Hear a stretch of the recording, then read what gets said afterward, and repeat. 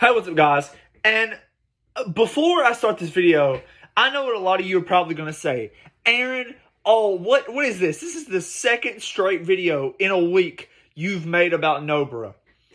And you're probably going to say, oh, Aaron, you're only doing this for the views because your last video on nobara did so good. It actually did better than I expected. No, it's because... It's because that I'm genuinely curious about her character. Like, I say where we are. So, I'm talking from the point. Well, all right. Let's just start this. It's like that Spider-Man meme. Everywhere I go, I see his face. It's the same with nobara. Everywhere I go, I see her face, and I just keep thinking about her character. And so, last week I made a video on talking about, can her character even be saved? I said it would be damn near impossible for Gege to save her character at this point. But if she is alive, and that's a big fucking if, well, kind of not really. I'm going to explain it in this video. What if nobara comes back? Where will she come from? And let's start. Okay, so first, we got to look at the current situation. I believe we are on chapter 258, the one where Sukuna just combined it, 10 Shadows and Malevolent Shrine, and he has a 90-second domain. So nobara's obviously not coming back in that. As a matter of fact, I have a crazy thing. I don't even got nobara coming back in this fight. That's right. Guys, we got to look at it with a basic knowledge. Nobara, because of what happened to her character, is weaker than Megumi.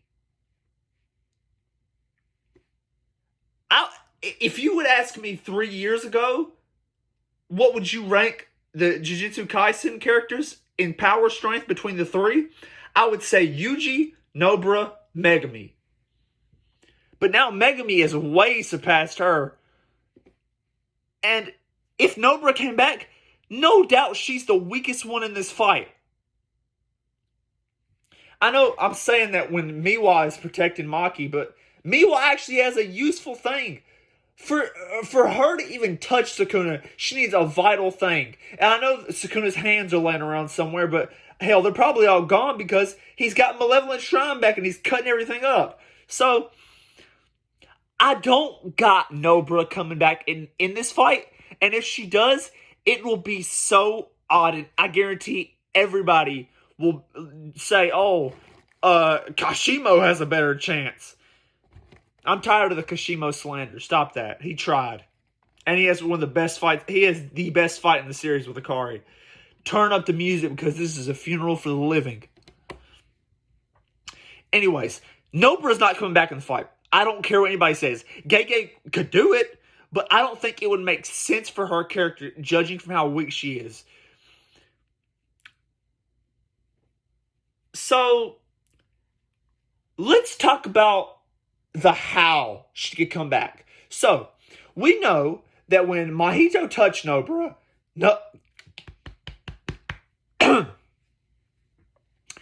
we know that when Mahito touched nobara, she actually had a long time. Like, she had at least 26, 27, maybe 37 seconds where she was alive. She didn't have time to talk to Itadori. So, what if... I've seen this theory floating around, and I kind of want to touch on it because it's the only way nobara could even have a possibility of coming back. What if nobara, hear me out now, made a binding vow? And I know, does nobara even know what the fuck a binding vow is? Probably not, but Gege would probably say she would, just to get her back.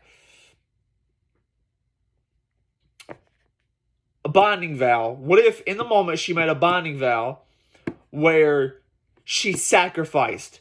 Maybe she sacrificed her beauty. Because we know nobara is all about her beauty. To stay alive. You know, I know that makes no sense. But, that's a theory I've heard floating around, and it makes the most sense. Now, people would ask me, Aaron, when do you got Nobara coming back? I gotta be honest, after the fight's over. Hear me out. Where is that at? Where is that at? Bingo.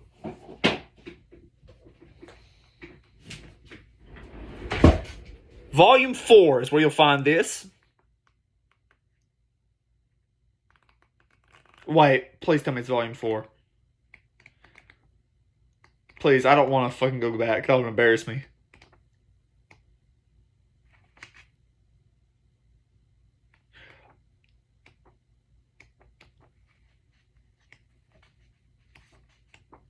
Oh, fuck. Here we go. All right. So, I got Nobara coming back after the fight.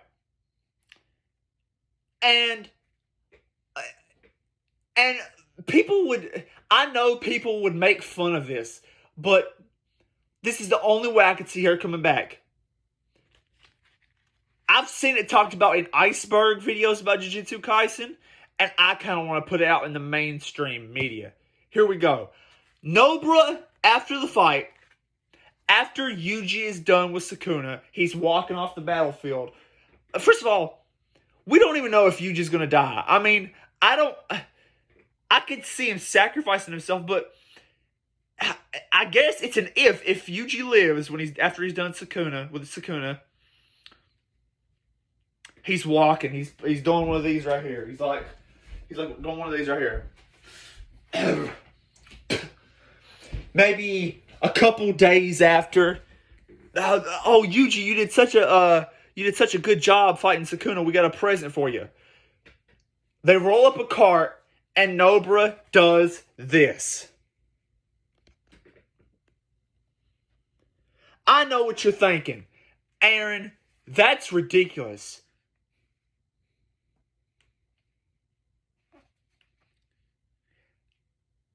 I think it makes sense because I've said this before. And I will continue to say this because it's true. As much as you Jujutsu Kaisen fans want to say, oh my god, Nobara, she's so lesbian coded. Oh my god, Nobara, why don't you lick Maki's pussy? Maki's lesbian too, even though she clearly likes Yuta, but slay, Nobara. I will continue to say this. Nobara was in love with Yuji. There's plenty of proof in the books for that. And Nobara was the most hurt when Yuji came back. Look at her. About ready to cry right there. And I don't care what anybody says.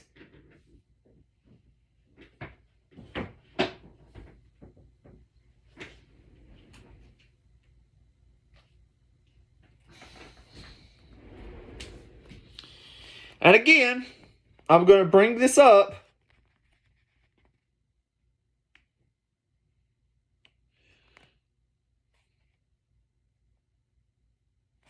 Where'd it go?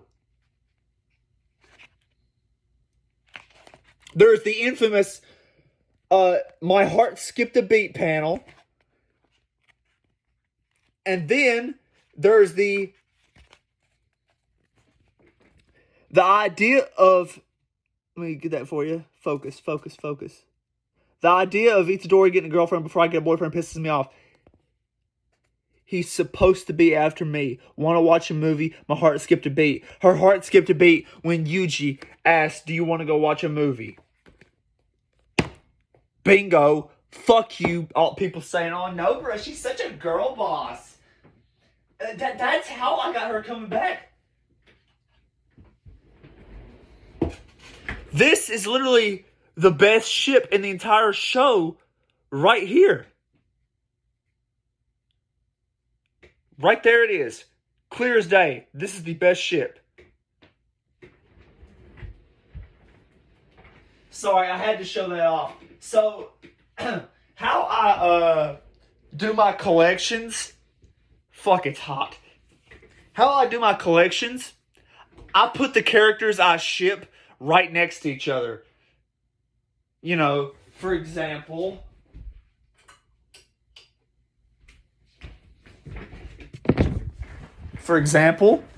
Power and Dingy. I stick them right next to each other. Power and Dingy. Look at how cute, man.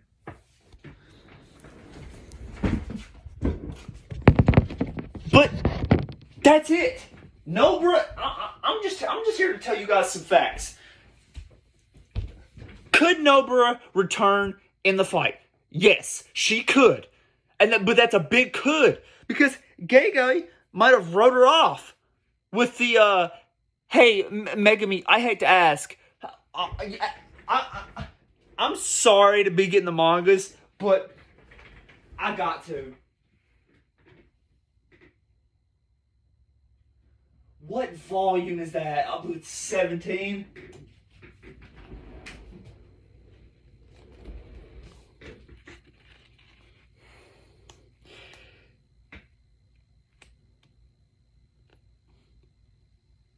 Oh shit, my shit went black. If Gege is gonna count this as confirmation as she died, Gege, you are worse than the Attack on Titan writer. Because Nobara was let's be honest with ourselves here. Nobara was clear as day, planned to come back. Clear as day. She was planning there was a planned comeback there. And if Gege decided to write her off to tell a better story, you know that saying that goes around in the Jujutsu Kaisen community? Oh, Gojo had to die for the story to continue. Like, if that's what we're going with, then, man, that is so stupid. Actually. But yeah, that's my whole theory and how I think Nobara could come back. I don't got to return in mid-fight. I mean, if Sukuna loses a whole arm to... If Maki cuts it off and maybe she pops up and hits his ass with the resonance, I can see her doing that, but anything else? No. Anyways, guys, take care. Cheers. Hey, what's up, guys? This is a little add-on to the video you just watched. So, as you probably noticed, I've kind of got the Nobara going on right now. I've got the brown hair. And I know what you're probably asking, Aaron, what's with the sudden change? Obviously, this isn't the same day. Yes, this is actually 3 days after that video was filmed. So, you're probably asking, why haven't you uploaded it? Well, the day after, the internet went out until about 6 o'clock. Then the next day, I had to go somewhere. Then today, my power went out until 8. So, obviously, I've had some time to think about things since then. And I have a little bit I want to add on to Nobara's character. So, I didn't watch that video back, so I might miss some stuff if I already talked about it. But I want to dedicate this specific piece of the video to, what's her name? Yuko's character. And I know what you're probably saying. Aaron, who the fuck is Yuko? I'm so glad you asked. I couldn't even find her name on Google. I typed in brown-haired girl in Jujutsu Kaisen who is in love with Yuji, and it kept pulling up pictures of Nobara. So, I had to go in the official character guide to even find her name. Yuko, this girl right here.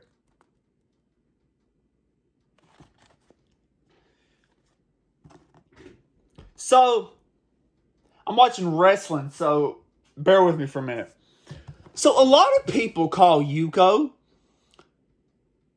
they call her one of the most useless characters. I can't say useless. No, let me not say useless. I can't say useless because that's not her. Her character was clearly intended to be something. Like, it was clearly intended to be something. So, and I'm about to explain what her character was intended to be. So it's very obvious her character was supposed to be sort of a love triangle character. And it's all but confirmed at this point. The proof is in the pudding. The proof is all there that her character was meant to be a love triangle character. Yuko was meant to be in a love triangle with Nobara and Yuji, where Nobara and Yuko were supposed to be after Yuji. And that was all but confirmed in what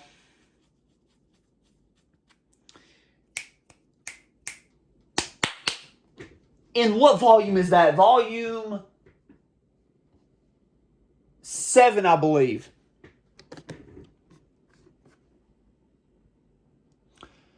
So, her character is a love triangle character, which adds another thing to my video. Nobara was clearly supposed to come back earlier than she was. I'm saying was because I'm saying she's not dead still. I'm saying that till the series ends or she comes back. So I think Nobara was supposed to come back a lot sooner than she was. So I think she was supposed to come back at some point during the Cullen game. But obviously, Gege had a, what's the creator of Attack on Titan? What's his, oh fuck, my phone's turned off. Whoever that guy's name is, he had an epiphany and changed it. And that's why people call her the most pointless character in Jujutsu Kaisen. Because she was clearly meant to be a love triangle character, but Gege switched it and just made Nobara dead. Oh, sorry, dead. I'm saying she's not dead until, I see some proof. And I think Nobara was supposed to win that battle of love for Yuji because I think Yuji and Nobara were supposed to have a Deku and Uraraka situation. Not that bad where we're fucking like 15 years into the goddamn series and they haven't confessed yet. So, Gege has this thing where he won't confirm ships. He'll allude to them. Actually, it's pretty funny. The only ship in Jujutsu Kaisen that is confirmed is Yuji and Nobara, where in Volume 7, Nobara says Yuji is supposed to be chasing after her. And I don't know if I've already showed it in the video prior, because this is an edit on. But anyways, sorry, I'm getting fucking Twitter notifications at the top. But Nobara and Yuji is the only ship that's confirmed. Even with Udamaki, probably the most pure and ship that's most likely to happen, Gege won't confirm it. I mean, he'll confirm it in a fan book where he's... Actually, you know what? I got it right here. It's in here. I just gotta find it.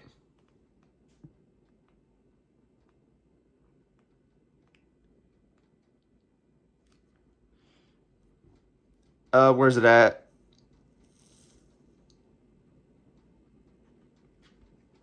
Yuta Okotsu. It says right here, will he ever or has he ever fallen in love with another girl aside from Rika? And Gege says, I'm pretty sure the option's on the table in the future. Who else would he be talking about besides Maki? It's right there if you don't believe me. Oh, and by the way, just to confirm, Nobara is not lesbian. Let me get this out of here.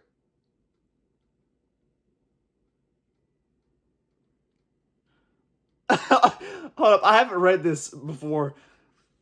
This question right here is pretty funny.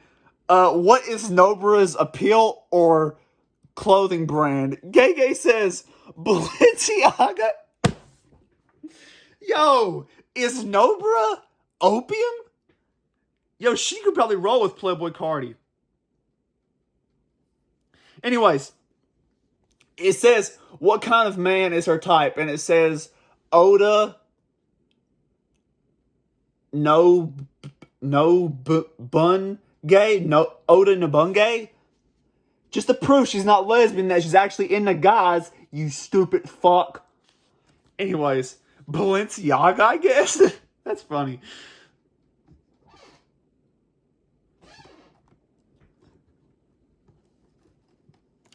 But yeah, that's probably that's